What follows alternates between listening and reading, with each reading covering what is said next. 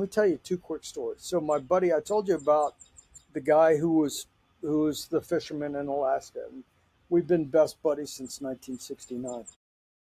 Well, he grew up from age 13 onwards. He was working as a deckhand, as a mate on a charter boat, eastern shore of Virginia. So fishing for flounder, not halibut, but another flat fish, just a lot smaller.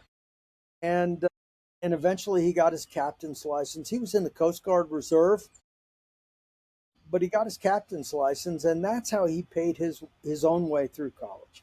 And he got a degree in business or finance or something like that, and went to work in California as he was in Greater, I think it was Great Western Savings or something.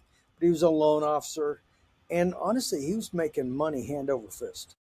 He's making a lot of money and having a great time. You know, he'd go scuba diving in the morning and skiing in the afternoon. He was doing all these great things that he liked to do. But in the end, he just, after 7 or 8 years of doing this, he wasn't happy. And he had a lot of money, but he wasn't happy. And he thought back to when he was happy, and it was really about fishing.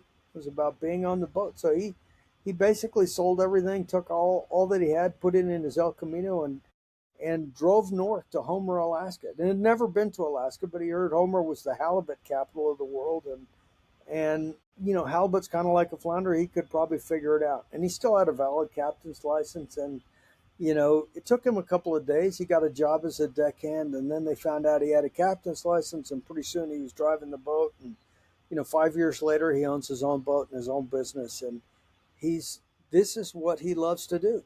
And he's 65, and he could retire now. He's